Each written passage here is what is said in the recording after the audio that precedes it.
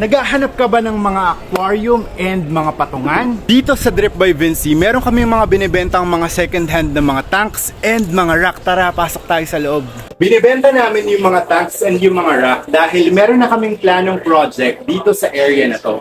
Disclaimer lang po, ito pong mga tanks and racks na to, ma-avail nyo lang if ipapalalamove nyo sila or pwede nyo rin pick upin dito sa Drip by Vinci. Located po kami sa Las Piñas. Ngayon, ipapakita ko na sa inyo yung mga available naming mga tanks and mga racks. Unahin na natin yung mga racks na available natin. Meron tayo ditong isang rack na kasya ang siyam na 5-gallon tanks dito per layer. Meron siyang total ng 4 layers. Yung 1 layer na to, ginawa namin patungan ng beta. Pero kung gusto nyo naman, pwede nyo rin namang ipatanggal yung mga bakal na kinabit namin dyan para mapatungan siya ng mga 5-gallon tanks. Walang problema. Right over on this side, meron naman kaming smaller version ng rack na same tubular na 1 inch. Dito naman kasya ang 5 pieces na 5-gallon tank standard size. And meron din siyang 4 layers. On this side naman, meron tayong isang undersump na hindi na natin ginagamit. So kung yung tank nyo ay nagre-require na gumamit kayo ng undersump, well, perfect na to. Meron tong 4 chambers and napakakapal din ang glass niya, 316 din. So hindi talaga to basta-basta mababasag. Lahat ng mga nakikita nyong 5-gallon tanks na yan ay available dito lang sa Drip by Vinci. Siguradong napakatibay niyan kasi yung kapal ng glass na yan ay 316, mas makapal siya di hamak sa ordinary na 5-gallon tank. Yung 5-gallon tank na to ay meron palang black na background, black na flooring, and meron din siyang black foam. So akala nung iba wala siyang styro, pero hindi.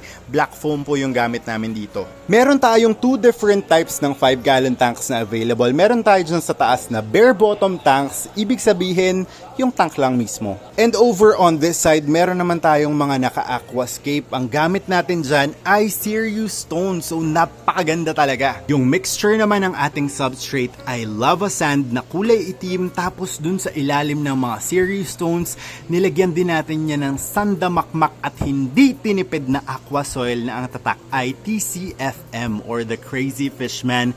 Hashtag not sponsored, wish ko sponsored siya. Lahat ng mga tanks na yan ay for out na except dun sa mga isda dahil ayan ay regalo sa akin. Speaking of tanks, kung kayo ay nagpaplanong kumuha ng tank, aba, samahan nyo na ng sponge filter. Meron tayo ditong available na Shinyu XY2811, perfect na perfect para sa inyong mga 5-gallon tanks. Etong mga sponge filter na to, cycled na to, so hindi nyo na kailangan paulit-ulit pang cycle yan. Ready to use na sila, lalagyan nyo na lang ng aerator. Let's now pan over on this side. Meron tayo ditong mga available pang mga beta tanks, 4x6x7, meron siyang overflow pipe, and meron din siyang black foam. Para sa mga naghahanap ng marami, sayang naman, 8 pieces na lang po ang aming mga beta tank. So kunin nyo na bago pa magkaubusan. Aba, syempre, kung meron kayong beta tank, maghahanap kayo ng patungan ng beta tank, meron tayo dito dyang beta bolt rack. So dito, itong rack na nakikita nyong yan,